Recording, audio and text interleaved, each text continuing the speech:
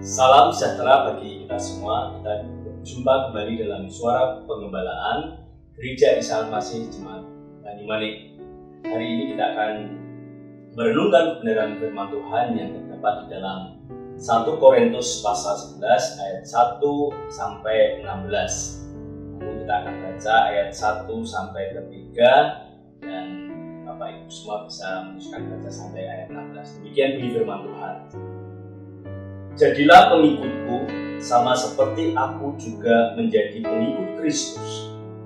Aku harus memuji kamu, sebab dalam segala sesuatu, kamu tetap mengingat akan aku dan teguh berpegang pada ajaran yang kuteruskan kepadamu. Tetapi aku mau supaya kamu mengetahui hal ini, yaitu kepala dari tiap-tiap laki-laki ialah Kristus, kepala dari perempuan ialah laki-laki, dan kepala dari Kristus ialah Allah. Bapak Ibu yang dikasihi oleh Tuhan, hari ini kita akan membicarakan tentang ketaatan, tentang ketertiban dalam beribadah. Dalam filosofi Jawa ada ucapan yang mengatakan ajine diri ana ing lati, ajine raga ana ing busana.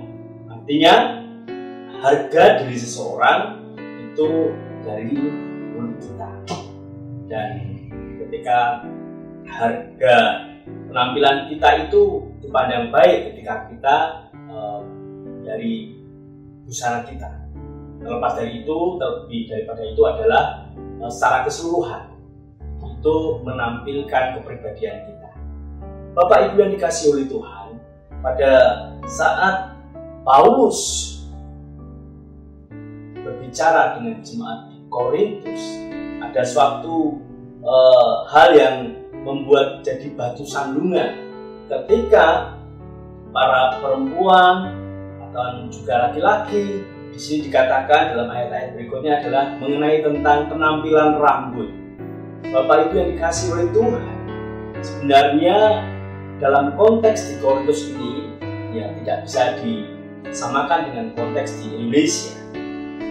Kalau saya pribadi, kenapa saya sering memakai jas di depan anak sekolah minggu ya, supaya anak-anak sekolah minggu melihat saya tampil rapi dan mereka bisa meneladani saya secara penampilan juga terlebih daripada itu dari segi rohanian.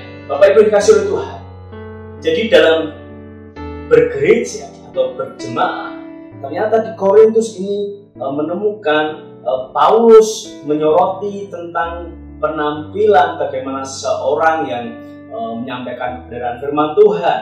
Nah, kalau seorang perempuan yang rambutnya pendek atau tidak bertudung, itu pada zaman itu, pada saat itu memang sebagai kehinaan.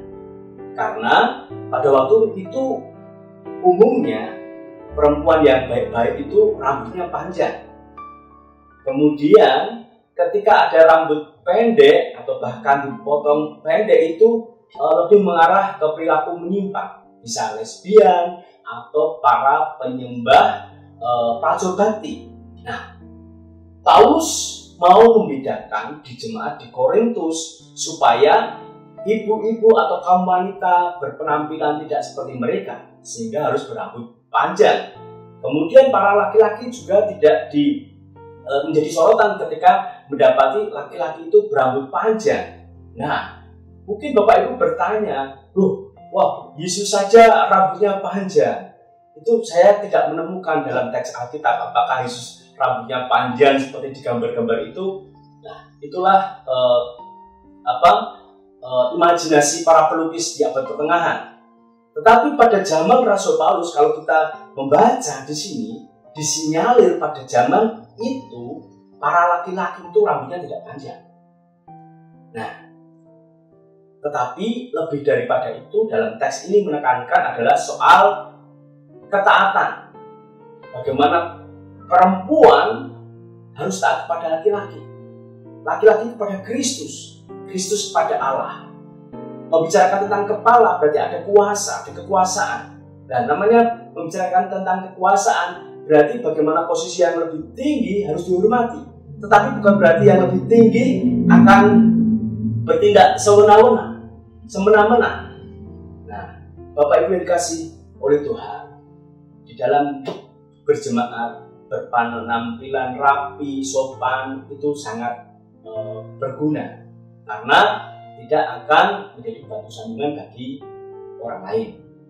Bapak Ibu yang dikasih oleh Tuhan, lebih daripada itu, di dalam Korintus ini Paulus sangat bangga ketika dia menyarankan, jadilah pengikutku sama seperti aku juga menjadi pengikut Kristus. Seorang pemimpin jadi sangat penting ketika perilakunya, tindak tanduknya mencitrakan Kristus.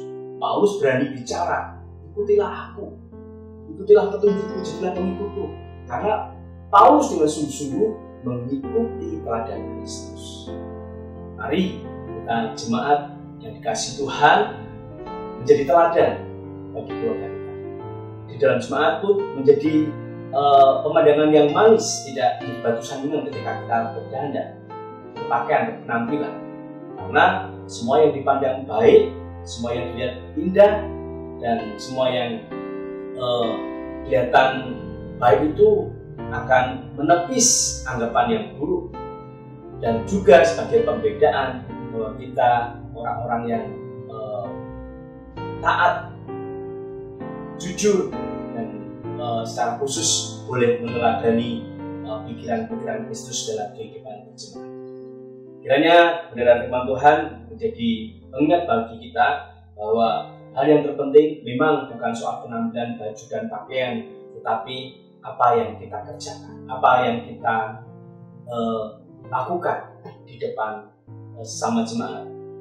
Kiranya kebenaran firman Tuhan menjadi pendorong bagi kita untuk semakin hari selain berpenampilan baik, tetapi juga mencitrakan Kristus dalam kehidupan kita sehari-hari.